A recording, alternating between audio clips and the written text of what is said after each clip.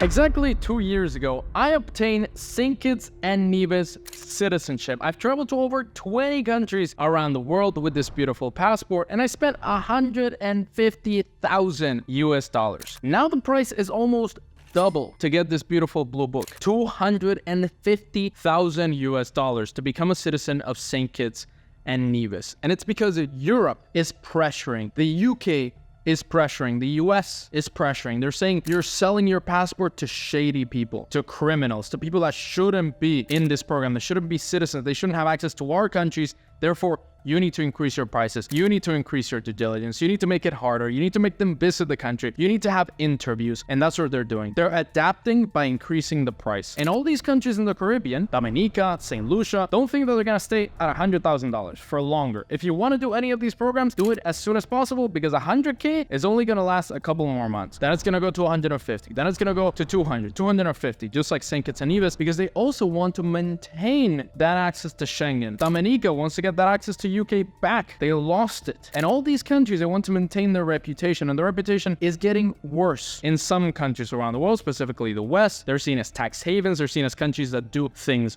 wrong, and obviously they're adapting. Is it still worth it to get one of these passports? Would I recommend to get St. Kitts and Nevis citizenship? And what I tell my private clients is it's worth it if the price isn't that much to you. If $250,000 is a drop in the bucket because you're worth $30 million, you're an ultra high net worth individual, do it. It's always good to have a second option. It's always good to have another passport, just in case. Has access to some countries around the world that other big countries don't have. You have access to Russia, you have access to Turkey anytime you want, 90 days, easily, and you can get in on this passport. It's always good to have that option. But it shouldn't be your only option. It shouldn't be your main passport. If you're renouncing US citizenship, I wouldn't have only St. Kitts and Nevis. You can get St. Kitts and Nevis, or you can get Dominica or any of these countries, renounce, but constantly look for more countries that you should be a citizen of. You can invest in Mexico, work towards an amazing citizenship that grants you access to over 160 countries to replace your US passport. You can invest in Eastern Europe, for example, in Serbia, get citizenship, get access to 130 plus countries. Overall, there's many options. You can get a golden visa in Europe, a Greek golden visa, or Portuguese golden visa, even though they want to take it away from us. You still have options. You get a Maltese permanent residency and have always that access, because it's always good to have as many countries as you possibly can. And Europe is collapsing. All these economies are getting worse. Inflation is getting worse.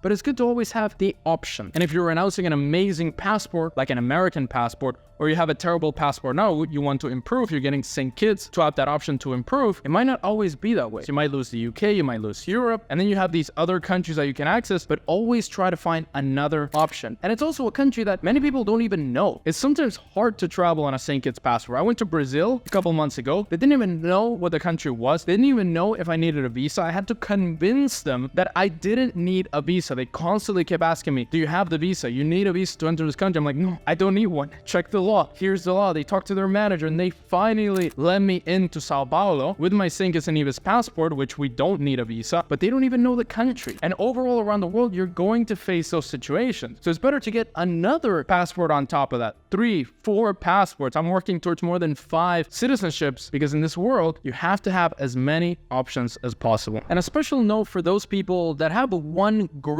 citizenship. Let's say you have a European citizenship like a Dutch from the Netherlands, and you can't get another passport. And you're thinking, well, if I get an innocent passport like this, they're not going to report it to the Netherlands. I'm not going to have any issues. But it's actually better if you're a Netherlands citizen and you can have another citizenship. Just to avoid the risk is to get residencies and permanent residencies around the world. You could get residency in the countries that I talked about: Mexico, Serbia, Thailand, Malaysia, many countries around the world. You can collect residencies as if they were second passports, so that you always have options. So you don't necessarily need to spend or donate the $250,000 for a Caribbean citizenship. And for those people that have absolutely no access to the world, let's say you have an Iranian passport and you're thinking, well, let me get St. Kitts, although I think St. Kitts is not possible. You need to go through one of the other programs. So let's say you have a terrible passport, you need a better one. What I would actually do is I would get Turkish citizenship, and then with Turkish citizenship by real estate investment, then I would use my Turkish passport to get